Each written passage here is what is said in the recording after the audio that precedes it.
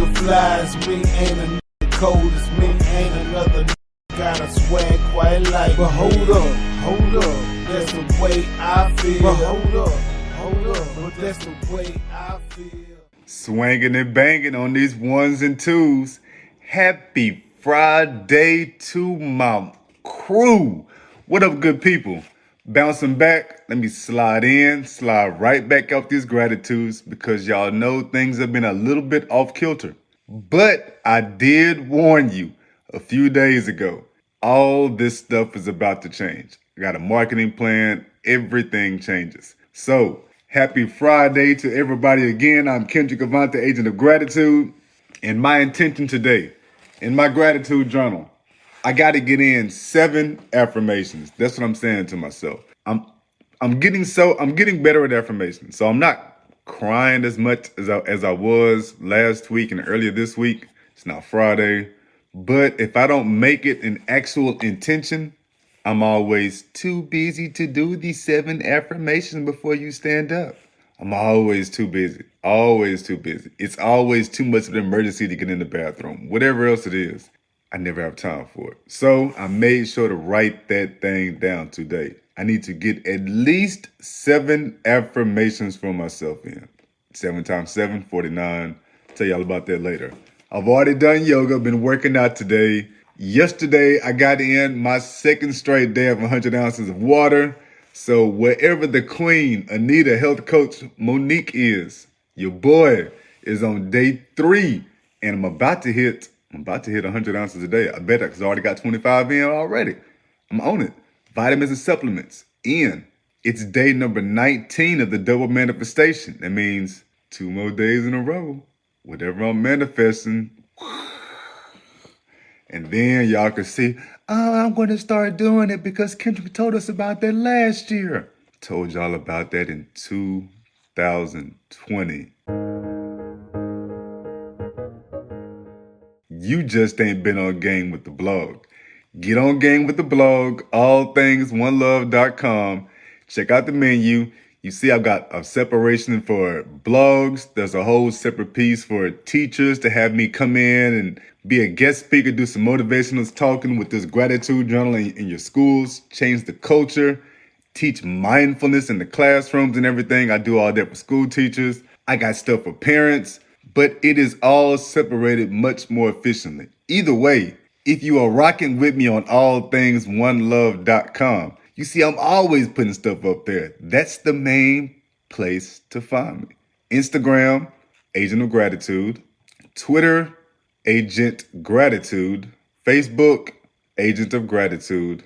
The blog is allthingsonelove.com. You can even follow All Things One Love on Facebook. I'm there, man. You just got to vibe with me. Need y'all today. Check out this motivational talk that I had with Diane Jacques. Yesterday, I slid on wisdom. She is talking about how people can overcome their limiting beliefs. And she is talking about how people get over their, can't think of the exact word, she was not disability. They get over something. Either way, I told her, listen, I'm not religious. I don't go to, and people always say they're not religious. I'm not religious at all like that. Like I'm not pushing a religion on you. I don't tell you, hey, I'm not religious, and then start pumping religion to you. None of that, man. But I will pump this gratitude. And the energy that I have with this gratitude always comes off as being something religious and spiritual. It's very much spiritual, but this has no religious connection to it at all, man. At all, dog. This is just building your energy. But either way, catch that motivational talk. Go to All Things One Love, click on blogs, and then you'll see the inspirational talk, the motivational talk. Jam that. You'll rock that. You can also listen to me on Spotify. It's on the Apple Podcast, Google Podcast, All Things One Love with Kendrick Avant, Agent of Gratitude. Busters in my music, man, them blunts get played. See, I'm the king of my throne. East Texas till I'm gone. Parents, teachers, listen, I don't know it all. I promise I don't. But I am getting better. And I tell you this, as a school teacher, what I used as a big time tool with my students was music. I'm trying to find out what they listen to, because if I know what they listen to, Then I know who they listen to. Then I can figure things out. I know what kind of kid they are. I can figure out maybe why they listen to this kind of music. What is the artist talking about? There's all type of ways that you can take that to connect with the students in the classroom. Then you trade them your music. I'm just giving them screw music all the time. I'm playing screw music. If they give me something, I would even get it chopped and screwed and play it back for them. Either way, that connection with the music. Told y'all before, man, one of the things that I overthink, one of my limiting beliefs, one of the things that I work with is that I'm always worried and second guessing the connection that I have with my kids because I can't do nothing. Like I can't go outside and play like that. I can't wrestle with you. I can't do anything but sit in the wheelchair and be in your area. So either way, one of the ways that I got to connect with my own son, he's now 16, is that we're not watching movies together because he's not big on that. He's not big on a lot of the quality time. We connected over music, and it started out with him listening to Christian rap. So I had to start rocking this NF stuff, and like actually the shit was kind of rocking. And from there he has graduated on. But when he got into J. Cole last year, because I'm not that big of a J. Cole fan. I'm not. So you throw J. Cole at me, I'm going to come at you with Nas. And of course he knows about Nas. And then I'm going to slam you with Jada Kiss. And yeah. And from there, like all throughout the week, like we trading barbs and verses back and forth by text message and stuff like that. That makes us talk more throughout the day.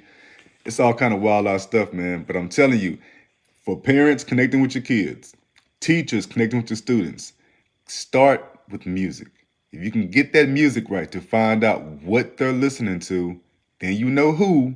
You can start finding out why. But it starts out with what they're listening to. And then you go from there. But you find out what they jamming. Jam it with them, man. Find out. Trade stuff with them.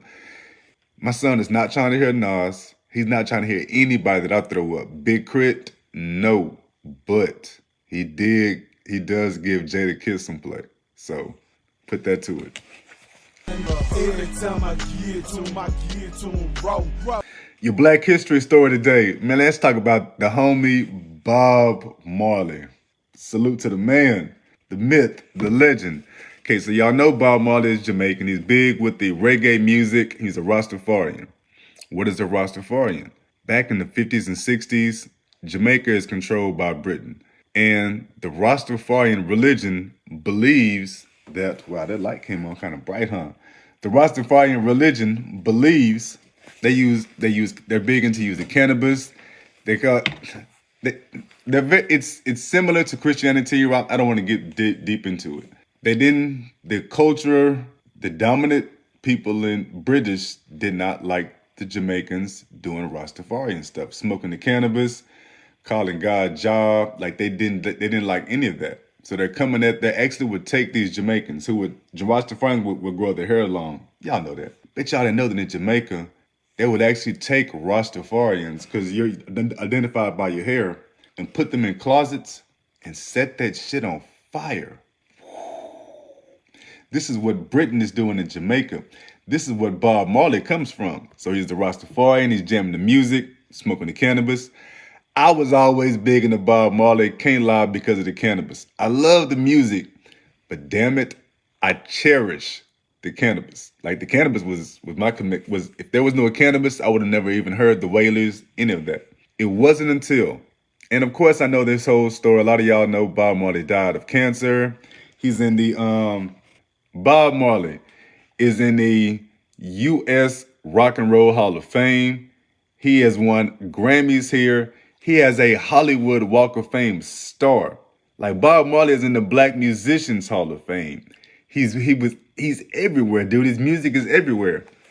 One of the great stories about him is, and one of the things that I take from him, even not to this day, 1976, Bob Marley is in Jamaica. He's doing a free concert, dog. He's doing a free concert, man. And dudes rush the stage and shoot him. They end up shooting him. Like his wife gets shot, the manager gets shot. Like people, they trying to take him out, take off. Bob Marley gets bandaged up and gets his ass back on stage and finishes the free concert. And when they ask him, what the hell are you doing? Why are you doing a concert? We're not even getting paid for this. We have to go. And Bob Marley says, look, man, evil never takes a day off. We work for love, so we can't stop either. And that shit is so gangster. Oh my gosh. I take that with this gratitude. A big reason, a nice element, whatever you want to call it, the influence. No matter what, man, it's just like the Bob Marley thing, dude. I'm going to stay loaded. I'm gonna stay faded. I'm grateful as hell. I'm always in this gratitude journal. Bob Marley ended up passing away of cancer, and he would not accept Western medicine throughout the time for this cancer treatment. And a big part of that was because as the Rastafarian, he really rocked with whatever you have, chronic illness, God has given that to you. Jah has given it to you. You just got to deal with it. Do your thing, pray about it, have your jam sessions, but you're not supposed to do all that Western medicine. Towards the end, he ends up changing his mind, but it's kind of like what's the dude with the phones with the Apple stuff. He was on this health kick and tried to change his mind. Too late, still passes away. After he got shot in that free concert, like he finished up the free concert, but let's keep it real. He did move, like he left Jamaica. He moved away from Jamaica after the free concert where he got shot and everything. He made that his final stay. He ended up going to London and he passed away maybe 4 years later. Because a couple of years after he goes to London is when he gets diagnosed with the cancer, which is another reason why he doesn't believe in taking the Western medicine. He's like, yo, how did I come to England and all of a sudden now I got cancer? He switches religion, all type of stuff. But the story here, the influence here, is that Bob Marley brought us to reggae music, put that on the worldwide stage. Bob Marley put the use of cannabis and this Rastafarian religion on the worldwide stage. I have a chronic illness my damn self. And I take inspiration from Bob Marley's story because y'all know me, man. I'm out here blazing and using the cannabis the way I'm supposed to. Indicas for this, sativas for that. I use the tinctures for something else. Like I'm using it all edibles for another way. Like I use the cannabis, man, like the natives used to do the buffalo. I'm using it all the way down to the bone, to the strip. Come around and take the doggone sticks left over it. I'll boil this stuff and make Kool-Aid. I've been doing that since college. Either way, the influence here, the story here, because I'm not the only person touched by Bob Marley. And that's it, man. Bob Marley was the dude, man. Pan-Africanism. I didn't even know what Pan-Africanism was until Bob Marley. And what Pan-Africanism is, the belief that all around the world, every place where you are controlled by British, by whites, by Europeans, blacks are supposed to come together. Like from Britain to America, to all the different countries and everything in Africa, no matter where you at, if you black and you're under control of white people, he thought, yo, you're supposed to come together. This is Pan-Africanism. This is colonialism at its 100 years later. We have to come together. And like I'm saying, man, at the end, he's gone to London. He's changed his views up quite a bit. Love Bob Marley, man. That's the myth, that's the legend. Old man told me not come to sleep but a dream. So when you see that paint gleam, then know I'm living my dream. So, my gratitudes today. Number one, shout out to perspective, dog. I remember wishing I would be up around 3 o'clock every morning. I was wishing to my wife this a couple of weeks ago. I remember that. And because I had so much stuff to do. Well, for over 2 weeks now, I have been getting up around 3 a.m. Be careful what you wish for. I got people joining my live videos at 3 and 4 o'clock in the morning. I got people with me on Wisdom at the 3 and 4 o'clock in the morning. I got people leaving comments, remembering my messages. I'm telling y'all, things are beginning to happen for me. They have never happened to me. This is the business growing. So that's the gratitude there. Number two, big ups to yoga. I'm writing these gratitudes with my legs wide open right now. That means my spasticity is improving. Keep that one simple for you. And then the last one. Look, bows to my sister for these AirPods. Dog.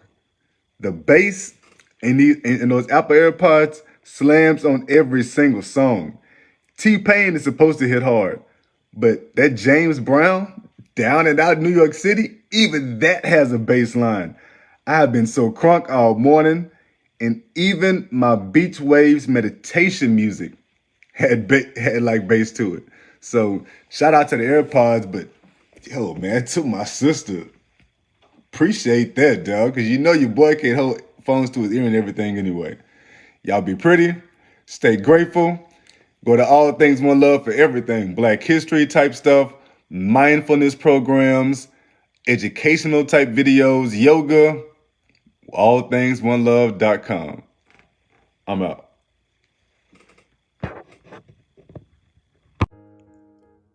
53% of employees will remain because the employer is grateful. 80% of people will work harder for leadership that is grateful. You want an agency of gratitude with customized gratitude journals to create this atmosphere, this culture at your school, at your business. Contact Kendrick Avant for these customized gratitude journals, and let's change the culture of the environment.